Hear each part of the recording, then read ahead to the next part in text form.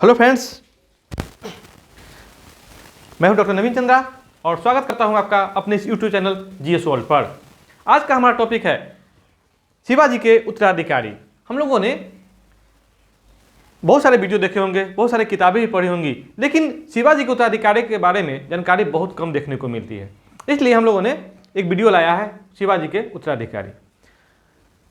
हमारी टीम के रिसर्च के अनुसार हम लोगों ने जो शिवाजी के उत्तराधिकारी के जो महत्वपूर्ण आए हैं, जो उत्तराधिकारी हुए शिवाजी के बाद, जिसमें संभाजी, राजा राम, ताराबाई और शाहू। क्योंकि शाहू के बाद तो पेशवाओं का अधिकार हो जाता है, पेशवाओं का शासनकाल हो जाता है और पेशवा ही प्रधान हो जाते हैं। तो आज के हमारे वीडियो में इन्हीं चारों शासकों के बारे में विस्तार से अध्ययन करेंगे। शिवाजी के उत्तराधिकारी।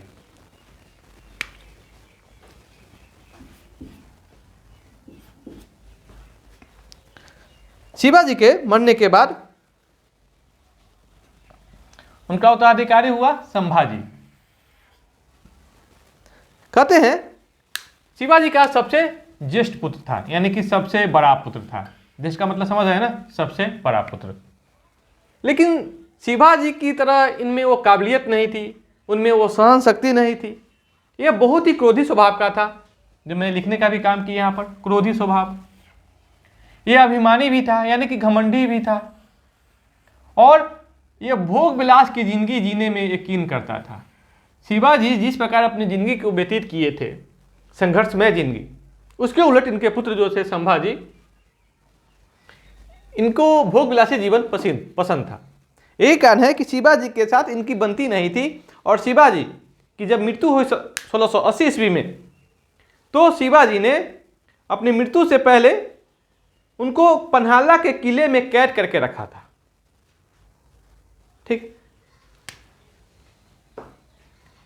शिवाजी के मृत्यु के समय संभाजी कहां थे? तो पन्हाला के किले में कैद थे।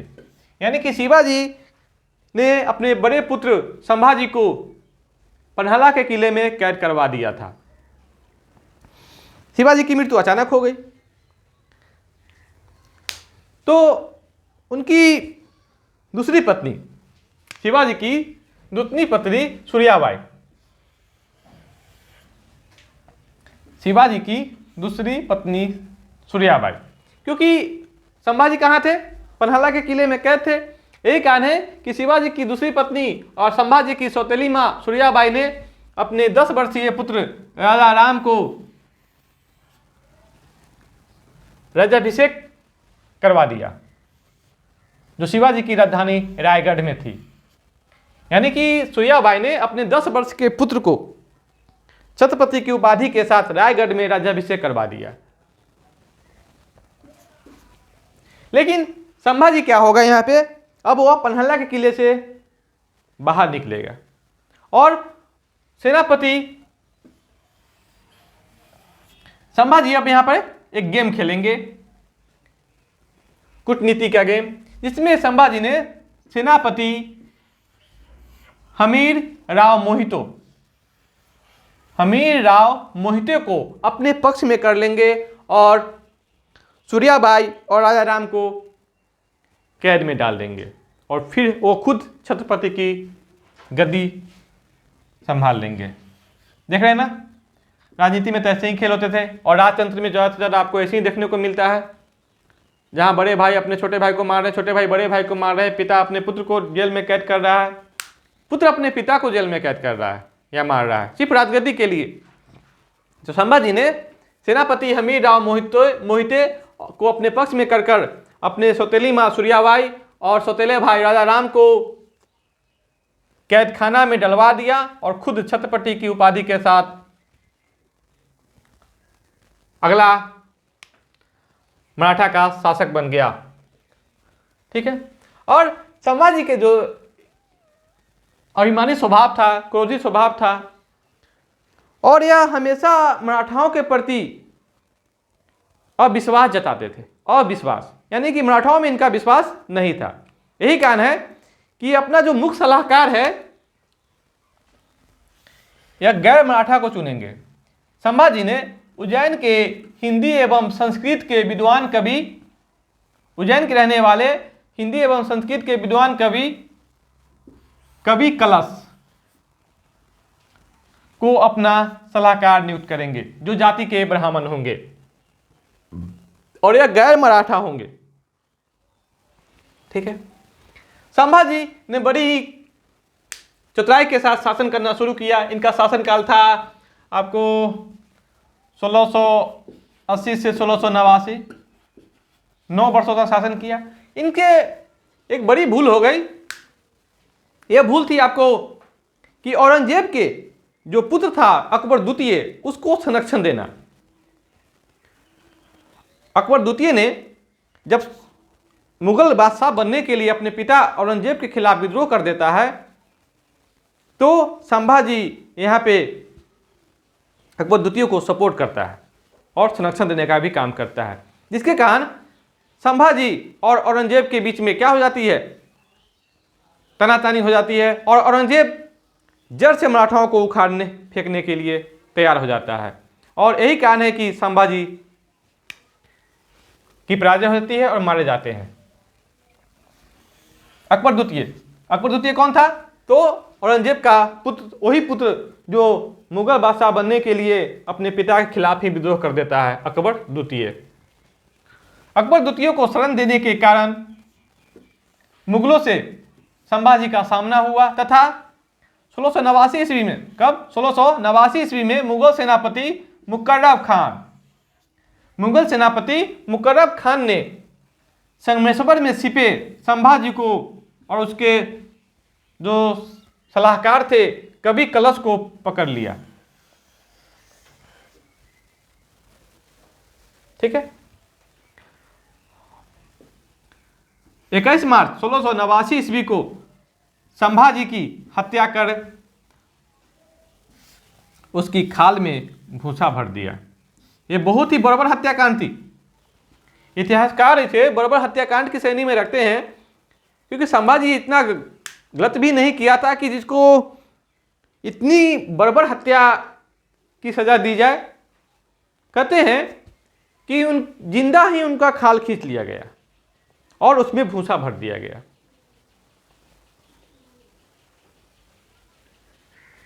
इधर संभाजी की गिरफ्तारी हुई। मरने से पहले ही राजा राम, जो संभाजी का सौतेला भाई था, वह छत्रपति की उपाधि के साथ गद्दी पर बैठा। 21 मार्च को इनकी मृत्यु हुई। उससे एक महीना पहले ही 19 फरवरी 1689 ईस्वी को शिवाजी के द्वितीय पुत्र राजा राम को छत्रपति बनाया गया। ठीक है, क्योंकि छत्रपति की गद्दी को खाली नहीं रखा जा सकता था। और देख रहे हैं, संभाजी ने जब राजगद्दी को प्राप्त किया तो अपने सौतेले भाई राजा राम की हत्या नहीं की, उसे किले में कैद कर दिया, जो आगे चल करके मराठा साम्राज्य के लिए अच्छा हुआ, क्योंकि उनका उत्तराधिकारी रह गया, शेष बचा। राजा राम यहाँ पर क्या करेंगे? अब यह अपने आप को छत्रपति नहीं मानेंगे, यह अपने आप को संभाजी के पुत्र साहू का क्या मानेंगे? प्रतिनिधि मानेंगे। यहां पर एक कहानी मैं भूल रहा था। संभाजी को जब अरेस्ट किया जाएगा, अरेस्ट कर दिए, मैंने गिरफ्तार किया जाएगा औरंगजेब के द्वारा, के सेनापति के द्वारा, तो संभाजी के साथ उसकी पत्नी रहती है यशुबाई, उसके पुत्र रहता है साहू। सभी को औरंगजेब अपने शिविर में ही रखता है बंदी बनाकर।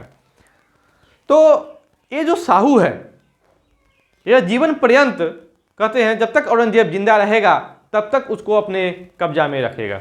यानी कि साहू का अधिकतर समय कहाँ बीता रहता है? तो औरंगजेब के कारागार में या बंदी गाह में। यही कारण है कि राजा राम ने अपने को साहू का प्रतिनिधि माना और गद्दी पर नहीं बैठा, लेकिन शासनकाल बड़ी ही बेहतर से संभालने का काम किया। कहते हैं औरंगजेब द्वारा रायगढ़ पर आक्रमण करने पर, औरंगजेब ने जब रायगढ़ पर आक्रमण किया तो बड़ी मुश्किल स्थिति हो गई। यही कारण है कि संभाजी की विधवा येसुबाई, और येसुबाई ने राजा राम को वहां से विशालगढ़ के किले में भेज दिया, क्योंकि यह क्या था, छत्रपति था। इसलिए इसे सुरक्षित जगह विशालगढ़ के किले में भेजकर मराठा सेना की कमान कौन संभाला, तो यह येसुबाई, जो कि संभाजी की विधवा थी। और कहते हैं बड़ी वीरता के साथ येसुबाई ने रायगढ़ के किले की लड़ाई लड़ी, लेकिन अंत में यह पकड़ी गई और अपने पुत्र के साथ बंदी बना के औरंगजेब के शिविर में डाल दी गई, जो मैंने यहां भी बोला था।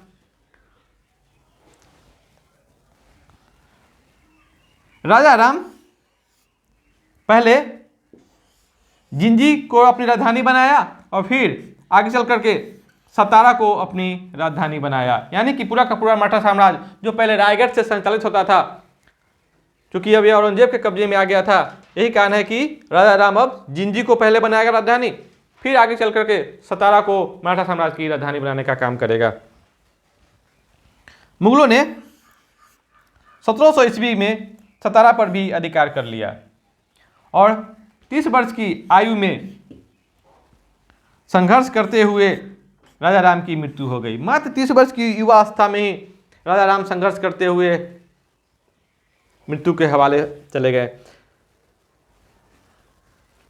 अब अगला उत्तराधिकारी कौन होगा, तो शिवाजी द्वितीय, ताराबाई, जो मुख्य संरक्षिका होगी, ताराबाई, जो कि राजा राम की विधवा होंगी। इनका जो शासनकाल होगा 1700 से 1708 ईस्वी, जब तक कि साहू औरंगजेब के कैदखाने से न छूटेगा। राजा राम की विधवा कौन, ताराबाई। ताराबाई का नाम मुगल इतिहास में काफी सम्मान के साथ लिया जाता है। यह अपने 4 वर्षीय पुत्र शिवाजी द्वितीय को गद्दी पर बैठाकर खुद उसकी क्या बन गई, संरक्षिका बन गई। क्योंकि साहू कहां था, तो औरंगजेब के कैदखाना में था। यही कारण है कि 4 वर्षीय पुत्र शिवाजी द्वितीय को छत्रपति बनाकर खुद उसकी संरक्षिका बन गई। और कहते हैं ताराबाई ने अपने शासनकाल में 20 मराठा सेनापतियों को मिलाकर एक एक करके शिवाजी के द्वारा जीते गए सभी किलों को फिर से जीत ली और मराठा साम्राज्य को फिर से पुनर्स्थापित करने का काम करी ताराबाई ने। ताराबाई के शासनकाल में मराठे अपने संपूर्ण क्षेत्रों को जीत लिया। अपने संपूर्ण क्षेत्रों को जीतने का काम किया ताराबाई के शासनकाल में मराठाओं ने। यही कारण है ताराबाई का नाम मराठा इतिहास के पन्नों में सुनहले अक्षरों में अंकित है। एक महिला होके मराठा साम्राज्य को आगे बढ़ करके नेतृत्व करना काफी साहस का काम है, जो कि ताराबाई ने कर दिखाया। कहते हैं साहू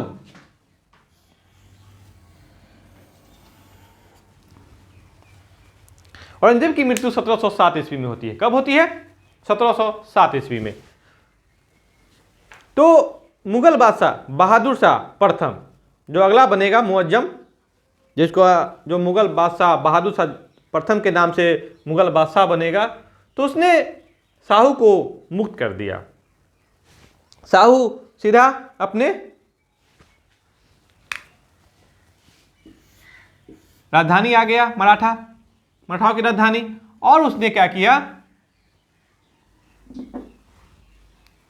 1707 ईस्वी में अक्टूबर के 1707 ईस्वी में खेरा युद्ध में साहू ने अपनी चाची ताराबाई को पराजित कर लिया, छत्रपति की गद्दी को फिर से प्राप्त कर लिया।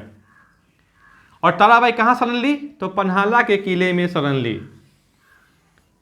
ये आगे चल के फिर से मुगल साम्राज्य के लिए इंपॉर्टेंट होगा, क्योंकि शाहू का कोई उत्तराधिकारी नहीं बचेगा और यही उत्तराधिकार को कंटिन्यू करने का काम करेगा ये शिवाजी द्वितीय का पुत्र होगा। ठीक है, तो उससे पहले जब तक शाहू मराठा साम्राज्य की गद्दी को नहीं संभाल लेता है तो मराठा के इतिहास में 1689 से लेकर 1707 ईस्वी तक, 1689 से 1707, 11 सात कितना हुआ, 19 वर्षों, लगभग 19 वर्षों, 18 वर्षों तक, 18-19 वर्षों तक का इतिहास जो है मुगलों एवं मराठाओं के लिए संघर्ष का इतिहास है, जब तक कि मुगल शाहू को छत्रपति नहीं स्वीकार कर लेता है। अब आते हैं हम लोग छोटी सी कहानी के साथ शाहू की बारे में जानकारी हासिल करते हैं। जब शाहू मुगलों के कैदखाना में था तो बचपन से ही औरंगजेब की जो पुत्री थी वह आपको शाहू को एक बात सिखा रही थी, औरंगजेब का सम्मान करना, सलाम करना। तो शाहू दिन प्रतिदिन यही काम करता था। औरंगजेब कहते हैं शाहू से प्रसन्न होकर इसे राजा की उपाधि दिया था और मनसबदार भी बनाया था। औरंगजेब ने 2 मराठाओं शासकों को राजा की उपाधि दिया था। किसको किसको? तो शिवाजी को और दूसरा शाहू को, बाकी किसी को नहीं। तो औरंगजेब शाहू को राजा की उपाधि भी दिया था और मनसबदार भी बनाया था, लेकिन इतना होने के बावजूद वह कैद में ही रहेगा। मनसबदार होते हुए भी वह कैदखाना में था और राजा की उपाधि भी दिया था। सवाल बनते भी हैं इतिहास में कि औरंगजेब ने शिवाजी के अतिरिक्त किस मराठा शासक को राजा की उपाधि दिया था? तो शाहू को, जो कि शिवाजी का पौत्र था और संभाजी का पुत्र था। आ रही बात समझ में?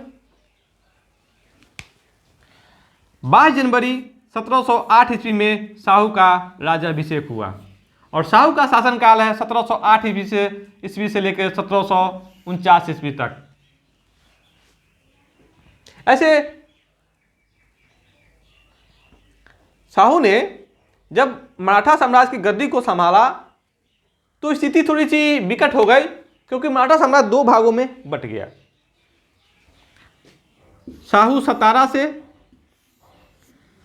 मराठा साम्राज्य को चलाने लगा, तो ही शिवाजी द्वितीय यानी कि ताराबाई और शिवाजी द्वितीय का जो पुत्र होगा राजा राम द्वितीय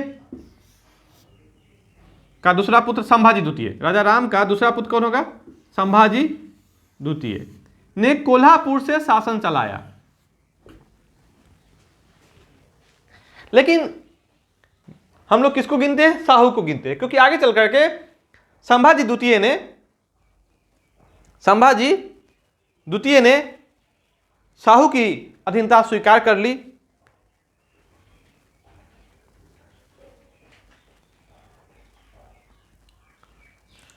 सत्रह सौ इकतीस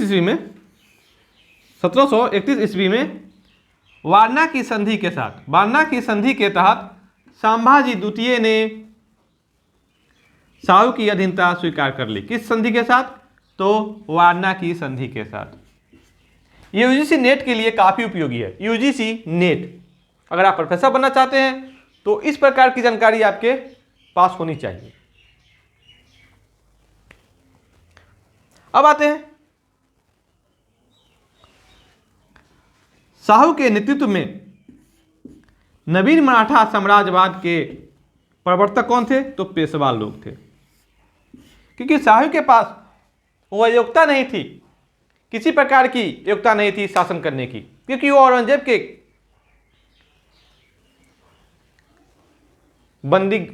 क्या था, शिविर में बंदी के रूप में रहता था। इसी प्रकार यही कारण है कि उसको किसी प्रकार की कोई भी शासन चलाने की योग्यता नहीं थी। और 1708 ईस्वी में, कब? 1708 ईस्वी में बालाजी विश्वनाथ, कौन? बालाजी विश्वनाथ को यह शाहू सेनापति बनाएगा, जो आगे चल के 1713 ईस्वी में बालाजी विश्वनाथ को शाहू ने पेशवा बनाएगा। और ये जो पेशवा बनेंगे, इसके बाद इसका वंशज ही पेशवा बनते रह जाएगा और शाहू के उत्तराधिकारी जो होगा राजा राम द्वितीय, तो उसके बाद संगोला की संधि होगी। संगोला की संधि के तहत सारे के सारे अधिकार पेशवा के हाथ में आ जाएंगे और जो छत्रपति होंगे वो नाम मात्र के रह जाएंगे। तो संगोला की संधि जो हम लोग आगे जब पेशवा का अध्ययन करेंगे बालाजी विश्वनाथ के साथ, बालाजी बाजीराव, तो इस सब माधवराव प्रथम, तो इस सब के साथ हम इस बात को भी देखने का काम करेंगे।